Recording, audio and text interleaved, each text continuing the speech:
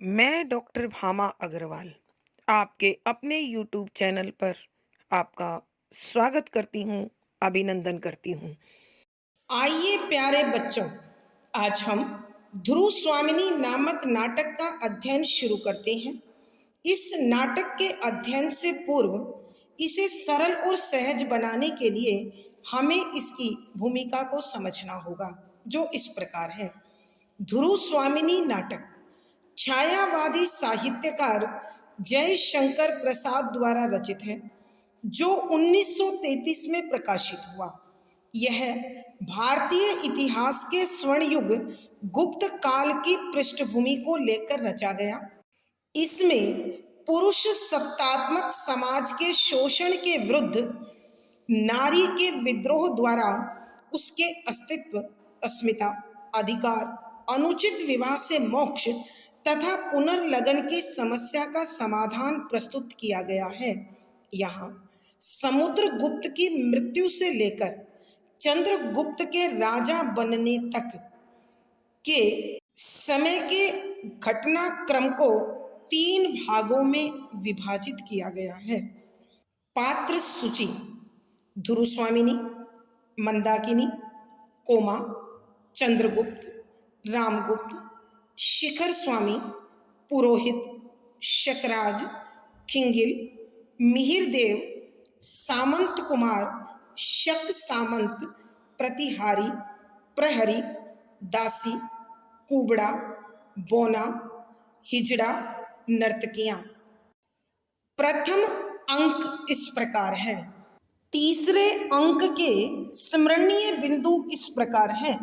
Number 1, तीसरे अंक के आरंभ में शक दुर्ग के एक प्रकोष्ठ में चिंतित ध्रुव स्वामिनी बैठी हुई है। नंबर 2, एक सैनिक राजाधिराज रामगुप्त के दुर्ग में आने की सूचना देता है। नंबर 3, ध्रुव स्वामिनी चंद्रगुप्त के घावों के विषय में जानकारी लेती है। नंबर 4, शक दुर्ग की जीत पर मंदाकिनी ध्रुव स्वामिनी को बधाई देती है। नंबर 5, तभी पुरोहित ग्रह शांति के लिए आते हैं तो उन्हें ध्रुव स्वामिनी की हृदय विदारक दशा का पता चलता है। तब वह धर्मशास्त्र का विधान पुनः देखने चले जाते हैं। नंबर 6, कोमा अपने पालनहार पिता मिहिर देव के साथ शकराज का शव लेने आती है। नंबर 7, शकराज का शव लेकर जाती हुई निरीह कोमा और मिहिर देव को रामगुप्त मरवा देता है। नंबर 8, सामंत कुमार रामगुप्त के इस कुकृत्य पर उसकी निंदा करते हैं। नंबर 9, अपनी आलोचना सुनकर रामगुप्त वहां पहुंच जाता है। नंबर 10, रामगुप्त सभी सामंत कुमारों और चंद्रगुप्त को बंदी बनाने का आदेश सैनिकों को दे देता है। नंबर 11, ध्रुव स्वामिनी चंद्रगुप्त से प्रतिवाद करने के लिए कहती है। नंबर 12, तभी पुरोहित धर्मशास्त्र का विधान सुनाने आ जाते हैं। नंबर 13, रामगुप्त अपना विरोध करती हुई ध्रुव स्वामिनी को बंदी बनाने का आदेश एक सैनिक को देता है। नंबर 14, यह देख आवेशित चंद्रगुप्त लोह श्रृंखला तोड़कर आजाद हो जाता है। नंबर 15, चंद्रगुप्त सामंत कुमारों को मुक्त करने का आदेश सैनिकों को देता है और अपने अधिकारों की मांग करता है। नंबर 16, शिखर स्वामी ग्रह कलह शांत करने के लिए परिषद बुलाता है। नंबर 17, परिषद चंद्रगुप्त को सम्राट घोषित करती है। नंबर 18, पुरोहित धर्मशास्त्र का विधान सुनाते हुए ध्रुव स्वामिनी को रामगुप्त से मोक्ष की आज्ञा देते हैं। नंबर 19, परिषद और शिखर स्वामी को अपना विरोधी देखकर रामगुप्त चंद्रगुप्त के वध का प्रयास करता है। नंबर 20, एक सामंत कुमार रामगुप्त के इस अनुचित प्रयास के कारण उसका वध कर देता है। नंबर 21, परिषद, सामंत कुमार, सैनिक सब एक साथ राजाधिराज चंद्रगुप्त व महादेवी ध्रुव स्वामिनी की जय का उद्घोष करते हैं। इस दृश्य के साथ नाटक का सुखद अंत होता है और पर्दा गिरता है। आइए बच्चों, अब हम इस तीसरे अंक के पदों की व्याख्या द्वारा इसे समझने की कोशिश करते हैं। पद संख्या 29, रामगुप्त। महादेवी ध्रुव स्वामिनी उसे न सुनते हुए चंद्रगुप्त से, झटक दो इन लोह श्रृंखलाओं को, यह मिथ्या ढोंग कोई नहीं सहेगा, तुम्हारा क्रुद्ध दुर्दैव भी नहीं। रामगुप्त डांट कर, महादेवी चुप रहो। ध्रुव स्वामिनी तेजस्विता से, कौन महादेवी? राजा, क्या अब भी मैं महादेवी ही हूं जो शकराज की शैया के लिए कृतदासी की तरह भेजी गई हो? वह भी महादेवी? आश्चर्य। प्रसंग, प्रस्तुत पंक्तियां छायावादी साहित्यकार श्री जयशंकर प्रसाद जी द्वारा रचित ध्रुव स्वामिनी नामक नाटक के तीसरे अंक से ली गई है। संदर्भ, यहाँ नाटककार श्री जयशंकर प्रसाद जी ने गुप्त कालीन ऐतिहासिक पृष्ठभूमि में कल्पना मिश्रित एक ऐसा ताना बाना बुना है जिसमें पुरुष सत्तात्मक समाज में नारी शोषण के विरुद्ध पुरजोर आवाज उठाई गई है। यहाँ नारी के अस्तित्व, अस्मिता, अधिकार व पुनर्लगन की समस्या का समाधान प्रस्तुत करने की कोशिश की गई है। यहाँ उस घटना का वर्णन है जब रामगुप्त द्वारा अनुचित कार्यों की निंदा सामंत कुमार करते हैं, जिसे सुनकर रामगुप्त क्रोधित हो जाता है और वह सामंत कुमार और चंद्रगुप्त को बंदी बनवा लेता है। ऐसे में ध्रुव स्वामिनी चंद्रगुप्त को उसका विरोध करने की प्रेरणा देती है। तब रामगुप्त क्रोधित होकर कहता है, व्याख्या, शब्दों के अर्थ आवश्यकता के अनुसार।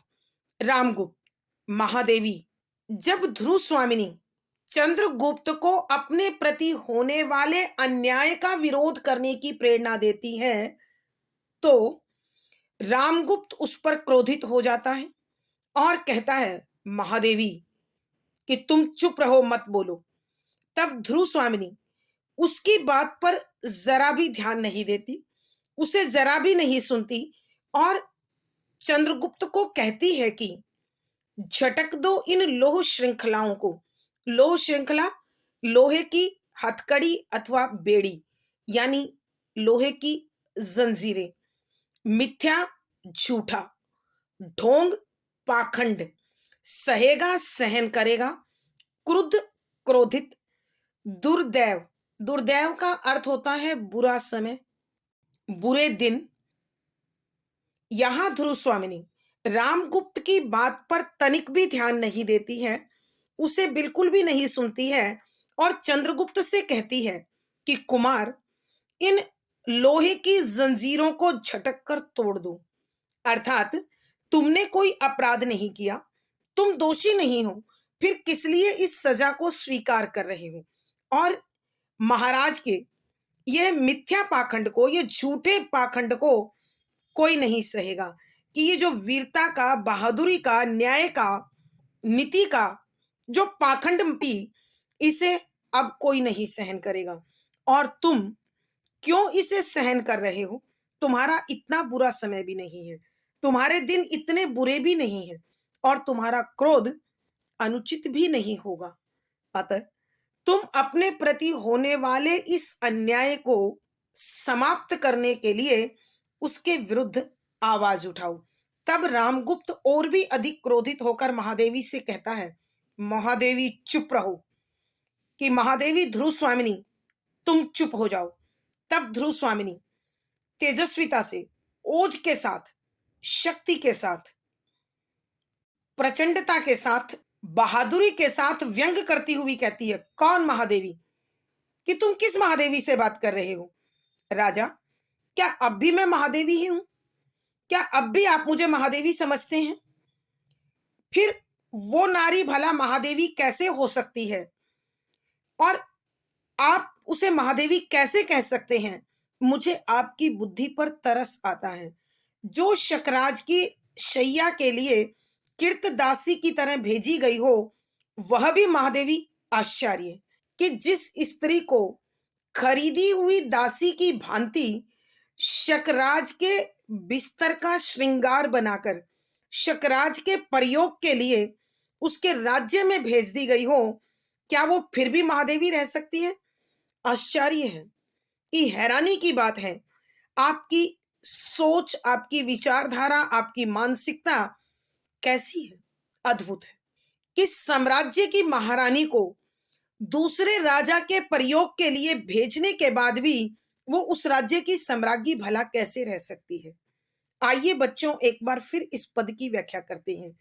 यहां जब रामगुप्त सामंत कुमार और चंद्रगुप्त को निर्दोष होने पर भी बंदी बनवा लेता है, तब ध्रुव स्वामिनी चंद्रगुप्त को प्रेरित करती है कि तुम इस अन्याय का प्रतिकार करो, विरोध करो।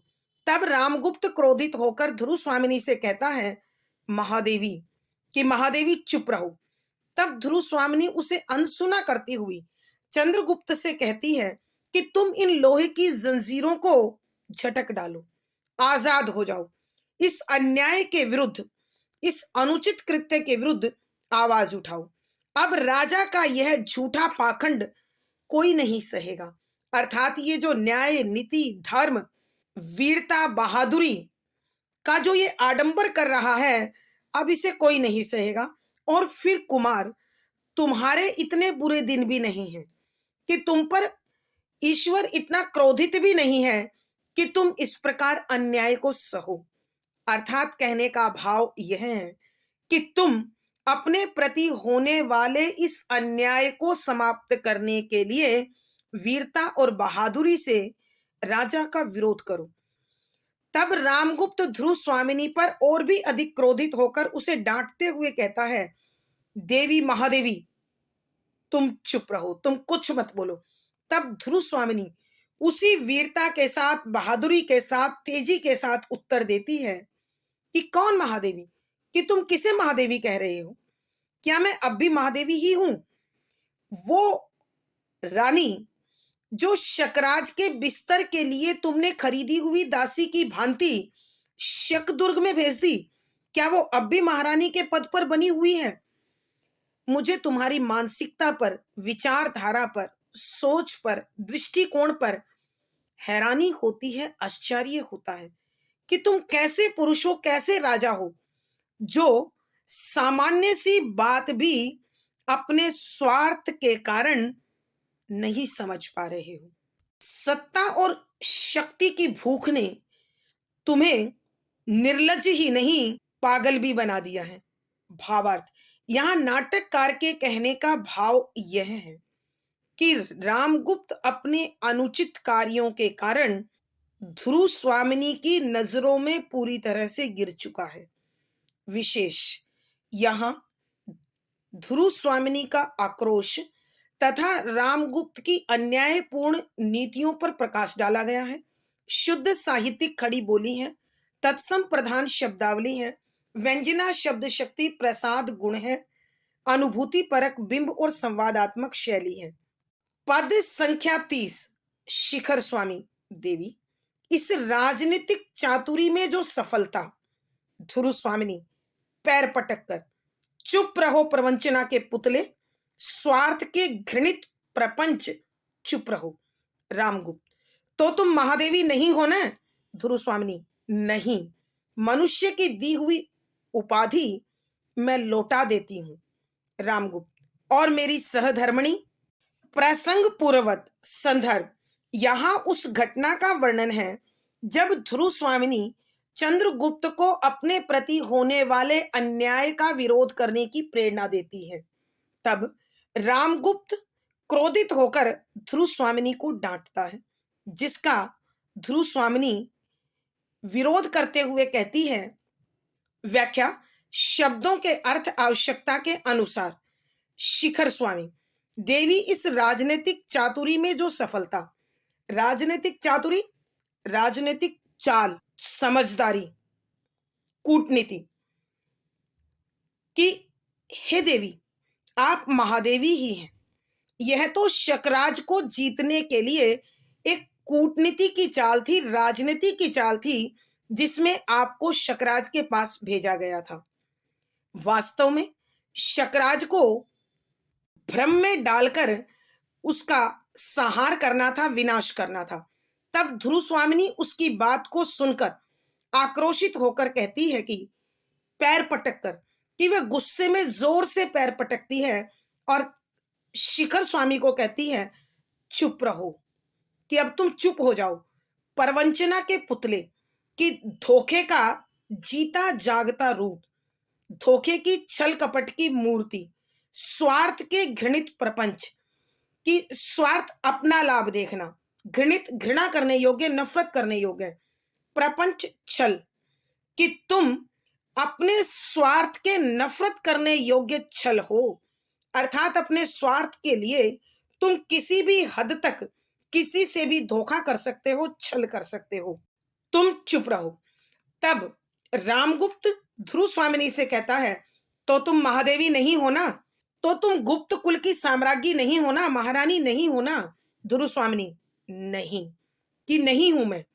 मनुष्य की दी हुई उपाधि मैं लौटा देती हूँ, कि ये जो संसार के लोगों ने मुझे महादेवी का पद दिया है, महारानी बनाया है, मैं वो पद छोड़ रही हूं, त्याग रही हूं। रामगुप्त, और मेरी सहधर्मिणी और मेरी पत्नी, वो भी हो या नहीं हो। अर्थात रामगुप्त के कहने का अभिप्राय यह है कि तुम बेशक गुप्त कुल की साम्राज्ञी नहीं हो, लेकिन मेरी पत्नी तो हो। आइए बच्चों, एक बार फिर इस पद की व्याख्या करते हैं। यहाँ जब आक्रोश में ध्रुव स्वामिनी महादेवी होने से इनकार करती है कि वो कैसे महारानी हो सकती है जो दूसरे राजा के प्रयोग के लिए उसके राज्य में भेज दी गई हो, तब शिखर स्वामी उसे बहलाने के लिए कहता है कि देवी, आप महादेवी ही हो। यह आपको शक दुर्ग में भेजना एक राजनीतिक चाल थी, एक कूटनीति थी, जिसमें हमें पूर्ण रूप से सफलता प्राप्त हुई है। अर्थात हम अपने दुश्मन का संहार बिना किसी नुकसान के कर पाए हैं। तब ध्रुव स्वामिनी गुस्से में पैर पटकते हुए कहती है कि तुम चुप रहो, तुम धोखे का जीता जागता रूप हो, मूर्ति हो, तुम अपने स्वार्थ के लिए कुछ भी कर सकते हो। हे नफरत करने योग्य छल के पुतले, तुम चुप हो जाओ।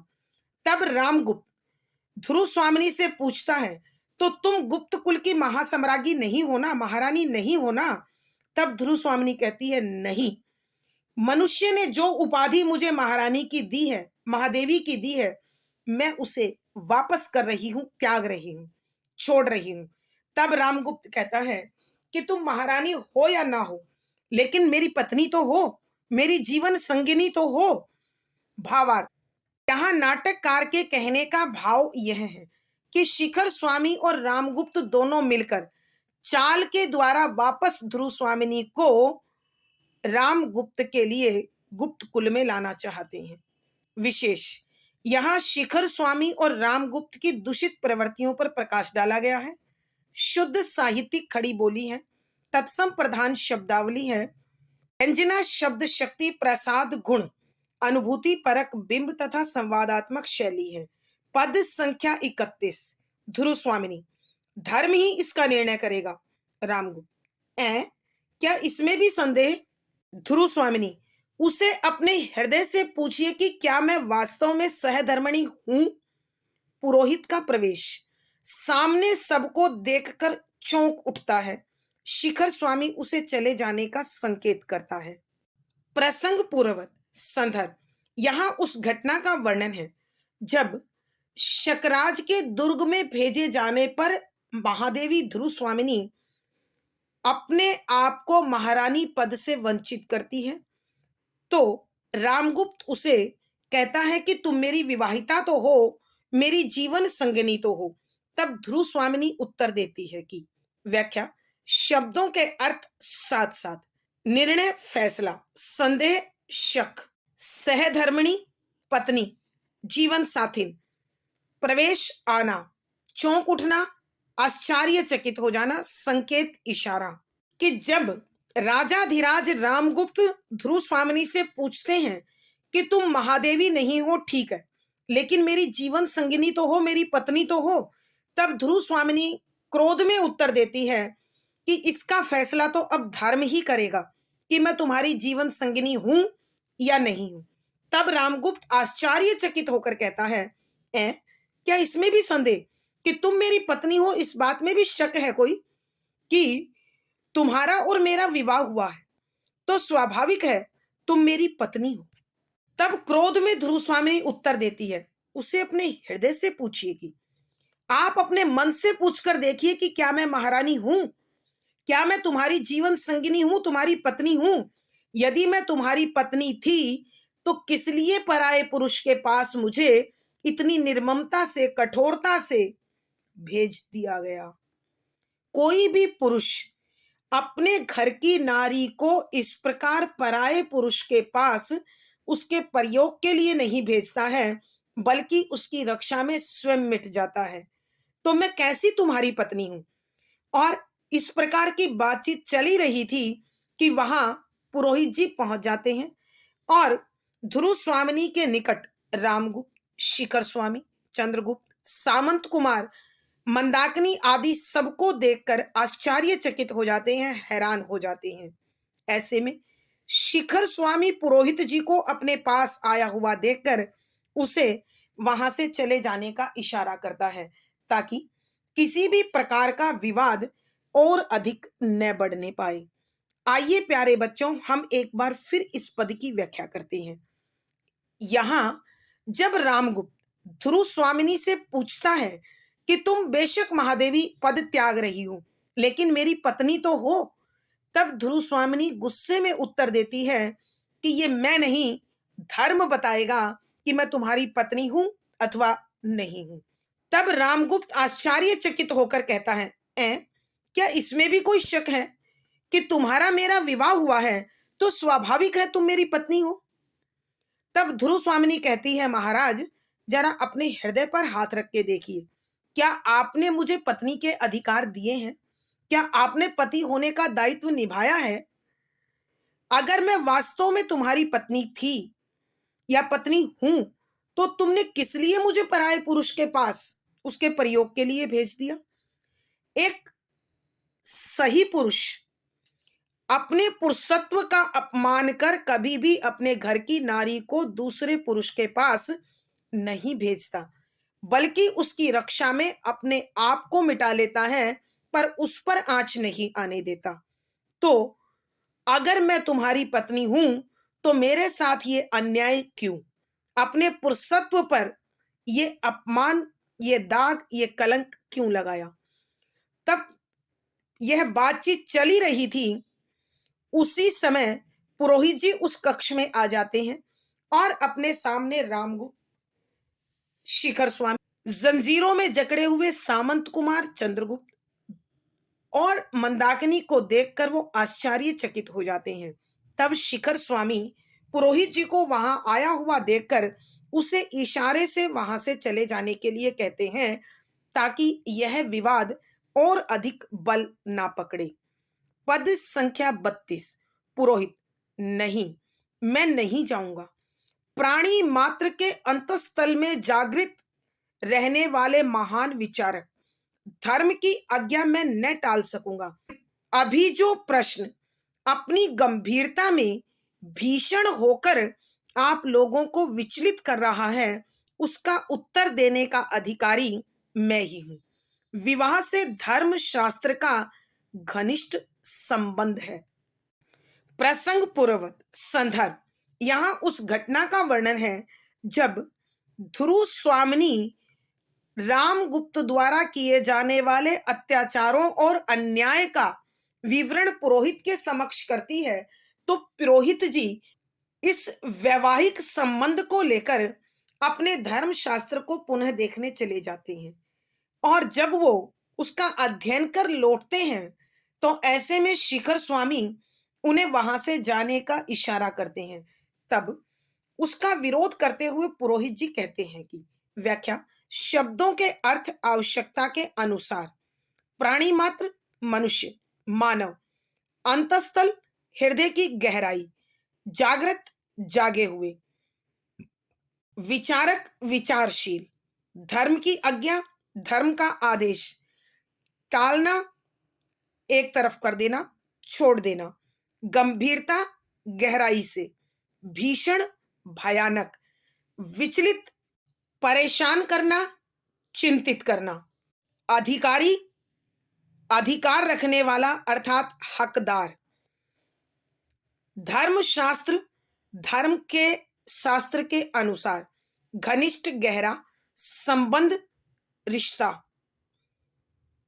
यहां पुरोहित जी शिखर स्वामी के संकेत पाने पर कि तुम यहां से चले जाओ, तो उसका विरोध करते हुए कहते हैं कि नहीं, मैं नहीं जाऊंगा, कि आज मैं यहां से नहीं जाऊंगा, क्योंकि प्राणी मात्र के अंतस्थल में जागृत रहने वाले महान विचारक धर्म की आज्ञा में न टाल सकूंगा कि प्रत्येक मनुष्य के हृदय की गहराई में जो भाव जागृत होते हैं, उन विचारों को चिंतनशीलता के बाद, विचारशीलता के बाद, मनन के बाद, प्रत्येक मानव की हृदय की गहराइयों में जो विचार जन्म लेते हैं, जो धर्म के प्रति जिज्ञासा उत्पन्न होती है, उसके आदेश को अब मैं दरकिनार, अनदेखा, अनसुना नहीं कर सकता हूं। अर्थात कहने का भाव यह है कि जब जब प्राणी मात्र पर कोई संकट आपदा आती है और वो धर्म की शरण में आता है, तो धर्म का आदेश होता है उसके लिए उचित निर्णय लेना, और उसी कर्म की पूर्णता के लिए मैं यहाँ उपस्थित हूँ। मैं आज इस विषम घड़ी को, इस विषम परिस्थिति को छोड़कर नहीं जा सकता। अभी जो प्रश्न अपनी गंभीरता से भीषण होकर आप लोगों को विचलित कर रहा है, कि अभी जो प्रश्न यहाँ उपस्थित है कि ध्रुव स्वामिनी वास्तव में राजाधिराज की पत्नी है या नहीं है, यह प्रश्न अत्यंत गंभीर होकर भयंकर रूप धारण कर चुका है और आप सबको चिंतित किए हुए है, परेशान किए हुए हैं। इसका उत्तर देने का हक और अधिकार सिर्फ मेरा है, अर्थात इस विवाह संबंध से संबंधित निर्णय सुनाने का दायित्व अब मेरा है और मैं अपनी जिम्मेदारी अवश्य पूरी करूंगा। विवाह से धर्म शास्त्र का घनिष्ठ संबंध है, कि विवाह जो है वो एक धार्मिक कृत्य है, धार्मिक कार्य है, और धर्म से उसका अत्यंत गहरा रिश्ता है, अत्यंत गहरा संबंध है, और उस धर्म को देखकर ही मैं यहाँ आया हूँ और इस विवाह से संबंधित निर्णय सुनाने का दायित्व अब मेरा है और मैं इस दायित्व से पीछे नहीं हटूंगा। आइए प्यारे बच्चों, एक बार फिर इस पद की व्याख्या करते हैं। जब शिखर स्वामी पुरोहित जी को वहां आया हुआ देखता है, तो विवाद को समाप्त करने से पहले ही वह पुरोहित जी को इशारा करता है कि वो यहां से चले जाएं। मगर पुरोहित जी उसका विरोध करते हुए कहते हैं कि नहीं, मैं अब यहां से नहीं जाऊंगा, कि जब जब मानव के हृदय की गहराइयों में धर्म को लेकर अनेक भाव, विचार जागृत होते हैं, तो वह धर्म का ही आदेश होता है और मैं धर्म के उस आदेश को एक धर्म अधिकारी होने के नाते नहीं टाल सकता हूं। अब जो राजाधिराज और महादेवी के विवाह को लेकर, उस विवाह के अधिकार को लेकर जो प्रश्न अपनी गंभीरता के साथ भयंकर रूप धारण कर यहाँ खड़ा हो गया है और आप सबको परेशान कर रहा है, उसका निर्णय लेने का, उससे संबंधित फैसला सुनाने का अधिकार सिर्फ मेरा है और मैं अपने दायित्व को अवश्य निभाऊंगा, क्योंकि विवाह एक धार्मिक कार्य है और धर्म के साथ उसका गहरा संबंध है, कि स्त्री और पुरुष परस्पर किस प्रकार अपना जीवन जिए, कैसे एक दूसरे के प्रति समर्पित हों, विश्वासपूर्ण हों, सहयोगी बने, यह सब धर्म के अनुसार विवाह में आवश्यक होता है।